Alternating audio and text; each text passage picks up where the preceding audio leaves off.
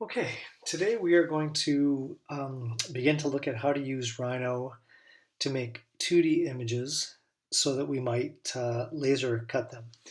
This project is going to hopefully show you how to create a keychain in Rhino that we will then be able to laser cut. Um, we're actually going to look at a few different things besides cutting the laser cutting the keychain. We're going to look at how to do something called engraving, and then we're also going to look at some other lower power techniques as well. So your keychain should have a number of different ways of telling the laser cutter what you want done with that component of your design. Okay, so let's get started. The first thing we're going to have you do is to import an image. The image that you import should be able to become the outline of your keychain. Now, in terms of size, we're probably looking for something that's not too much bigger than about 6 centimeters or so. So what I recommend that you start doing is if you were to create a rectangle that's 3 centimeters across and 6 centimeters high, that will then give you a general shape to work with. So too much larger than that, it's probably not going to fit in your pocket or the pocket of the person that you're designing for. So this keychain, this rectangle is just to get you kind of thinking about the general size. Okay, so I'm going to leave that up there for now. The image that I'm actually going to import is not really so much rectangular here, and let me show you this. Okay, so the first thing that we're going to do is we're going to use a command called background bitmap. And you've already done a little research about laser cutting and different image files, so you know that a bitmap is an image made of pixels. So what I've done is I have saved a screenshot of an image to my desktop, and then I'm going to import that. So I click on background bitmap. I have a couple of different places where I can go. So I've actually saved mine to my desktop, and I'm going to import that now. Now, the shape that I'm going to be doing, I don't really want to do the whole shape. So let's just get started here, just kind of importing the image, and then we'll kind of figure out where to go from here. So I'm going to go probably about that big and see what happens here. Okay, so you can see that I've now imported this image. There's other ways that you can import pictures into Rhino, one of which is picture. Background bitmap tends to give you a bit of a crisper image, and because I'm going to be tracing parts of this image, I want it to be as crisp as it can be. So that's why we're using background bitmap. Okay, so you can see that there's a number of different options that I have here, including moving it and scaling it, and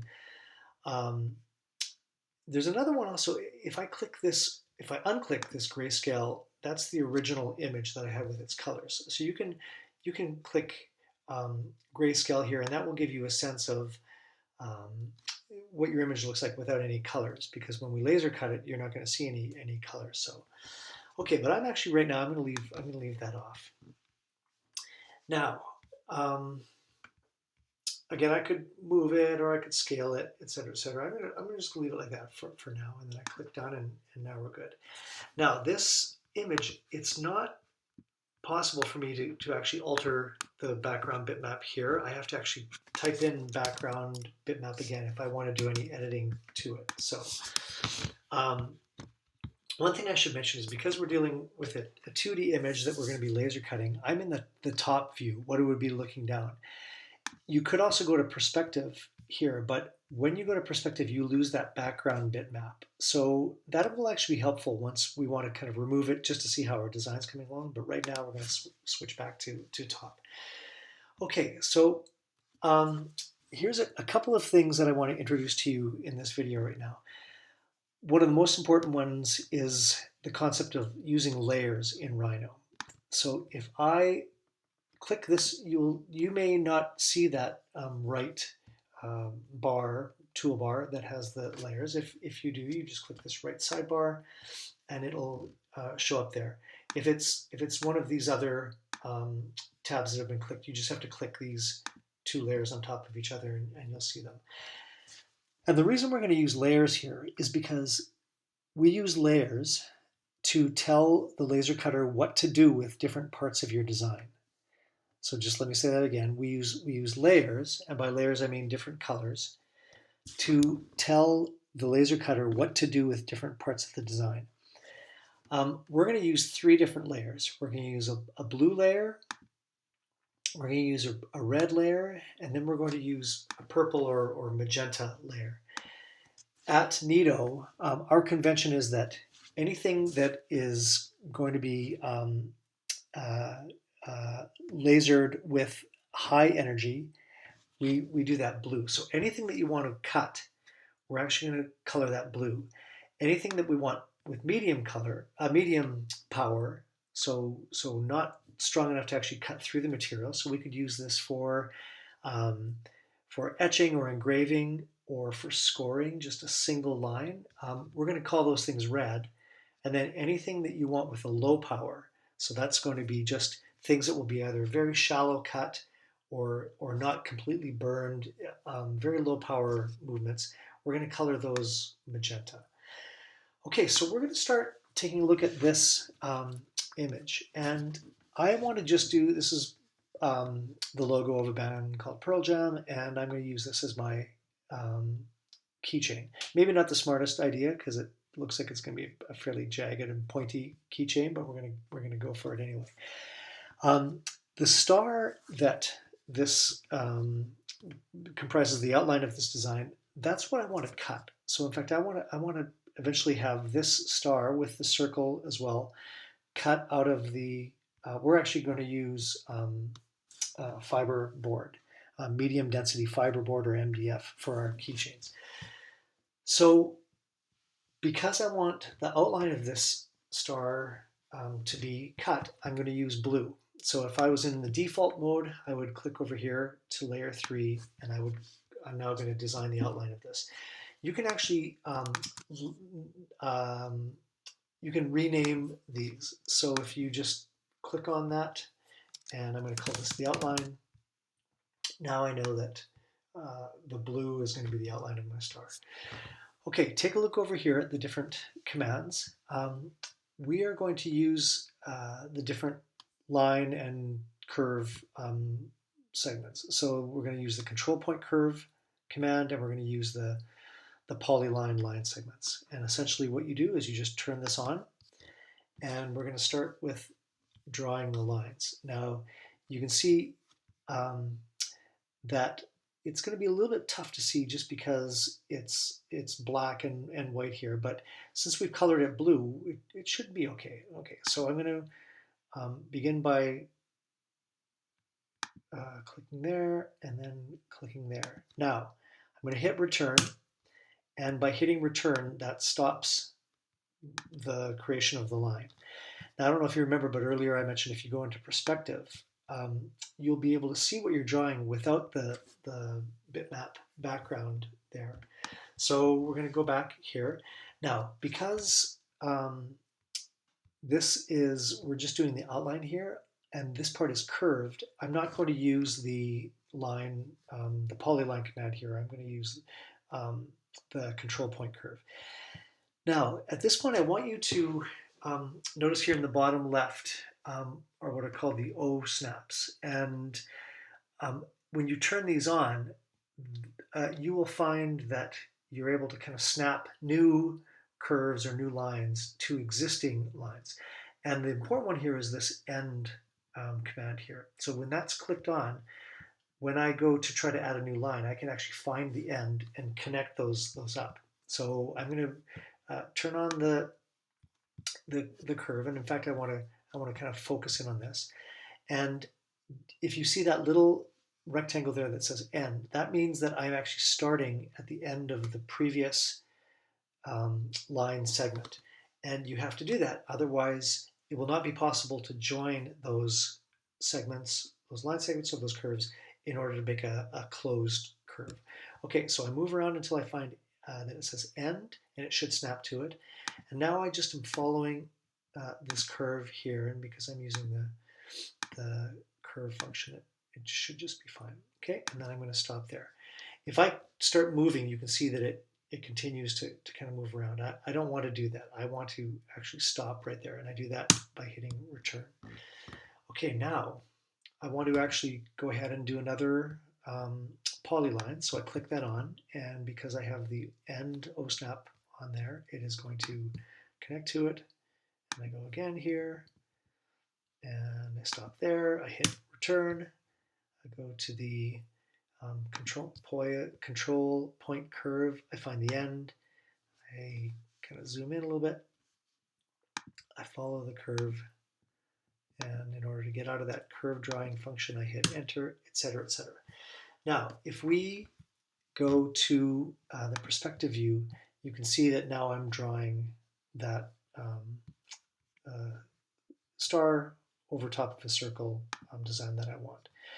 Now, I could keep doing this. It would take me probably about 5 minutes. What I'm going to do is I'm now going to switch to a different view. I'm going to switch to a view where I've already drawn all the different parts that I wanted to do. And if I go back to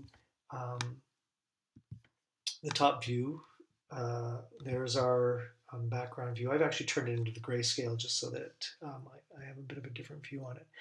And so what I've been doing here is I completed all of those curves and polylines and did all of those. And in fact, what I've also done is I've done the same thing here. And if I turn this off, what I'm doing there is I actually want to cut this out. So because you have gone into the layers, and because I've made both of these, the outline as well as these triangles, I've made them in blue. The laser cutter will do the same thing to each of them. So whatever it's cutting here on the outline, it's going to cut here as well. So we're going to have triangular holes in this shape here. Okay, so there we go. We now have, and if we were to export this, and in fact, when you export for laser cutting, you don't have to turn it into an STL. STL is a 3D printable file. You can actually leave it as 3DM, and the laser cutter will recognize the 3DM Rhino file, and it'll just cut this 2D image.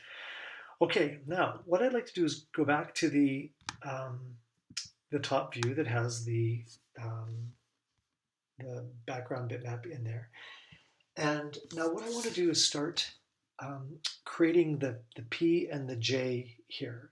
And because I'm not going to cut those, I'm going to actually engrave and score these. So what we're going to do then is we are going to, I'm going to use low power for this. And if you remember at the start of this, I mentioned that magenta is it's the needle convention. Magenta is low power. So I'm going to begin to outline these letters using the magenta layer. Now, let's imagine for a second that I forgot there, and I started to create this letter, and I started to do it in blue.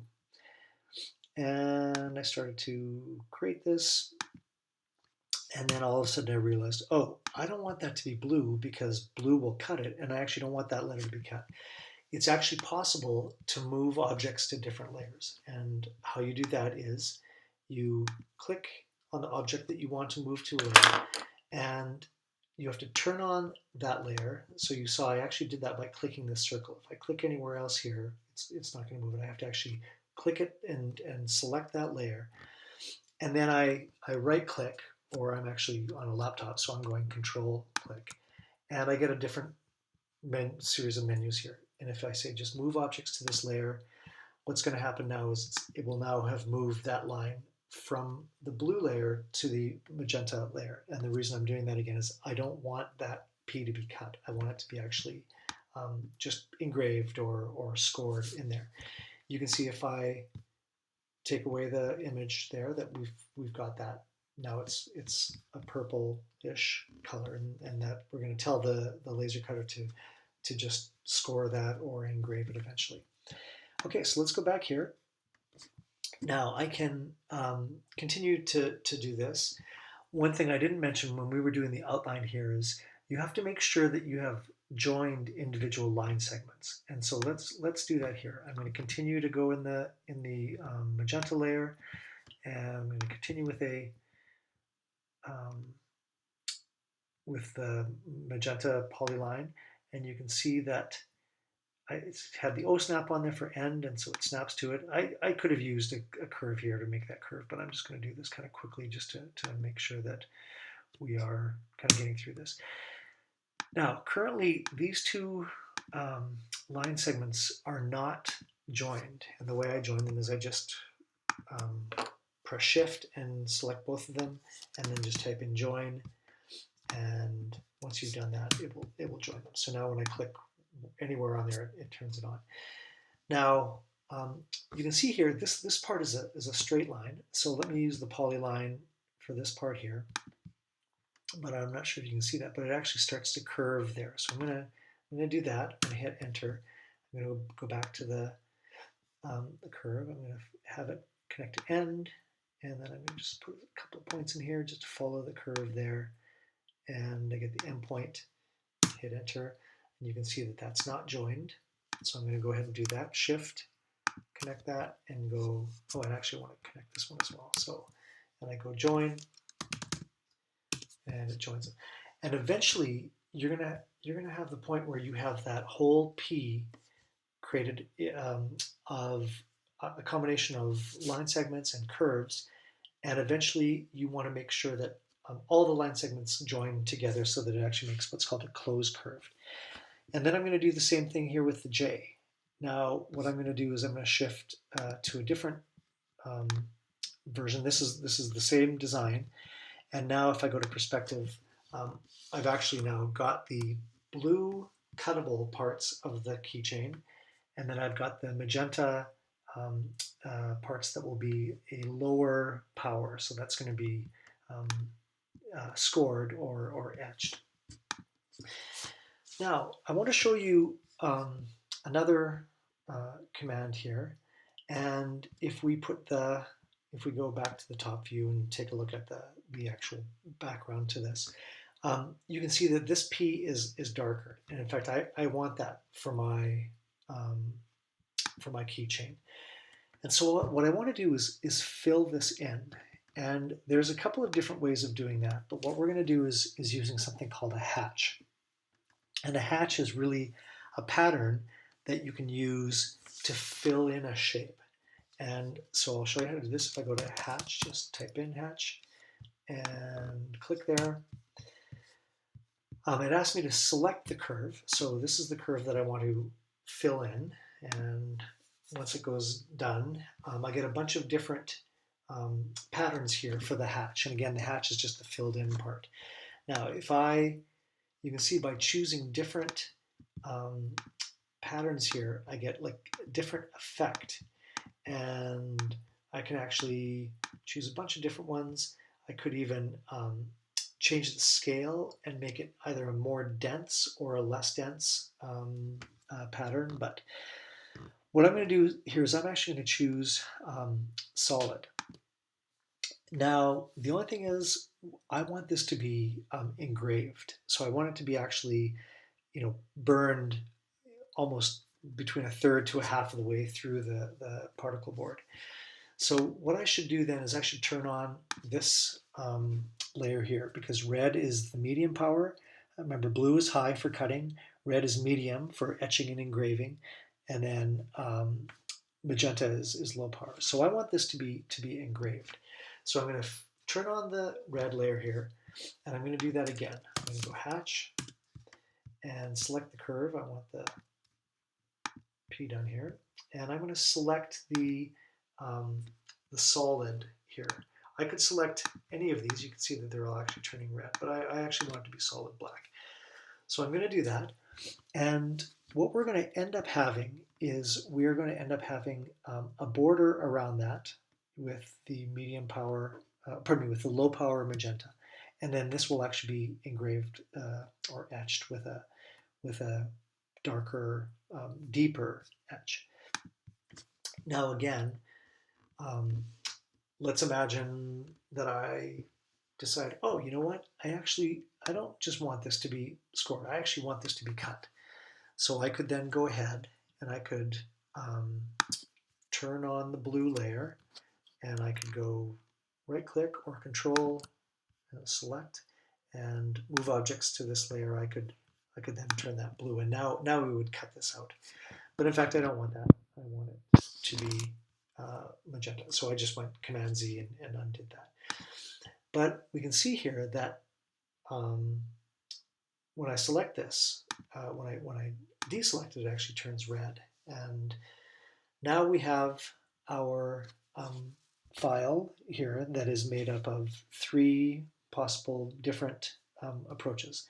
Blue for cutting, magenta for a very low power light outline, and then red for a more high powered um, hatch effect, filling in using engraving. At this point, I want to select everything here, and I want to go ahead and group um, everything. And now I can actually just export this.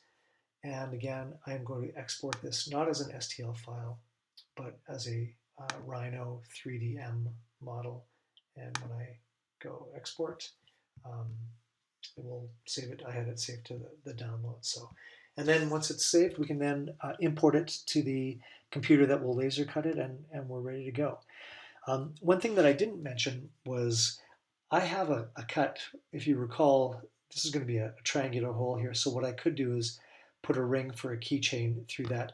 You might not have that sort of a hole, and if that was the case, then what you would do is you would just create a hole, a circle there, and you would want to make sure that that circle was blue so that it would get cut, just like the rest of the keychain outline was being cut. Okay, that's how to make a laser design for a laser cut keychain. Hopefully you now have a good sense and you can find your own image.